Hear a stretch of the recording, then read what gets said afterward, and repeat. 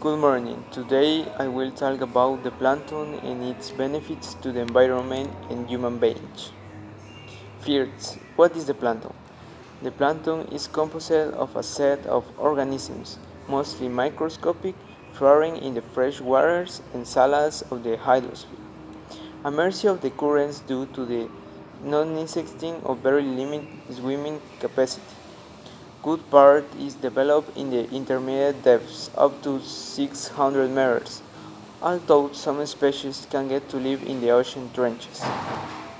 The plankton is subdivided in phytoplankton and zooplankton. The first group is integrated into a high percentage of cyanobacteria and algae that produce their own food through photosynthesis. These autotrophic organisms need, therefore, sunlight and the existence of minerals in suspension, and for this reason are increasingly common in the fields of the oceans, in the first 50 meters of depth.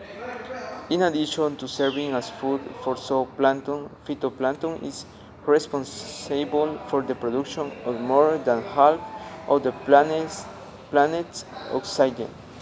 The ultraviolet radiation that arrives through a hole in the ozone layer represents a network of antitic media, where phytoplankton population has been reduced by 10%.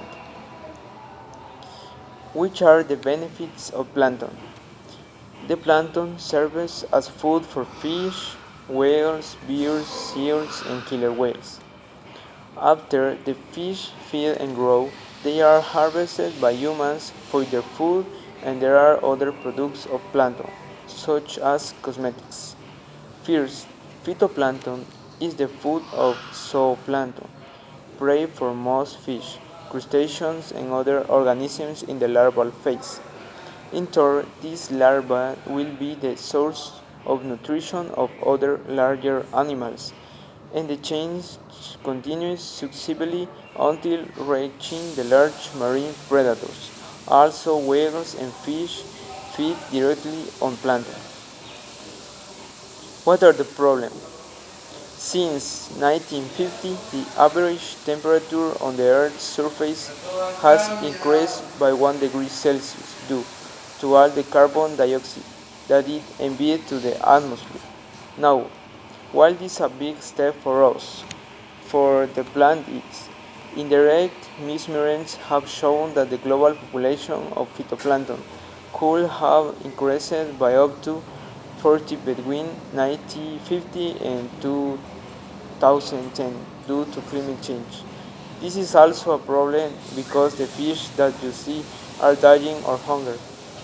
There are millions of people in the world who depend mainly on fish as a source of animal protein. Plankton also plays an important role in the cycles of the planet's biochemical elements, including the carbon dioxide of the oceans. The zooplankton, by grazing on the phytoplankton and breeding, provides safe compound to the planktonic system. On the other hand, when it dies, it becomes biomass or treats, which weighs much down to the ocean floor, transporting the carbon from the surface to the depths. This is the reason why the ocean is the largest reserve of carbon on Earth.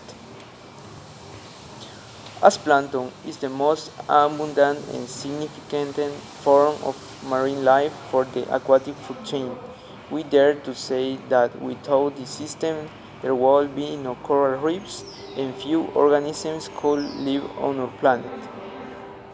The function of the plankton is to convert carbon dioxide into oxygen. However, the amount of carbon dioxide that man can produce is as high as the current plankton is not enough for treatment. Currently, the human activities generate a lot of carbon dioxide. These activities are like um, driving in cars or make the industry have a lot of carbon dioxide. And this is a problem because the temperature of the planet increasing in 1 degree in current. An alternative to help plankton is to reduce the amount of carbon dioxide that humans produce, for them to have the alternative of renewable energy and mainly solar energy. Solar energy is produced by light photovoltaic energy or the heat of the sun, solar thermal, for the generation of electricity of the production of heat inexhaustible and renewable.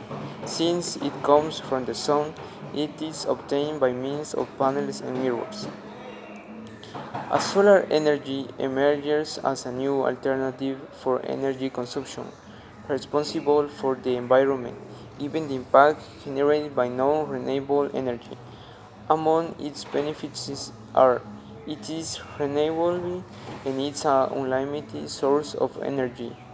It is the cleanest energy source and does not endanger or increase global warming because it does not produce greenhouse gases or byproducts that are dangerous to the environment.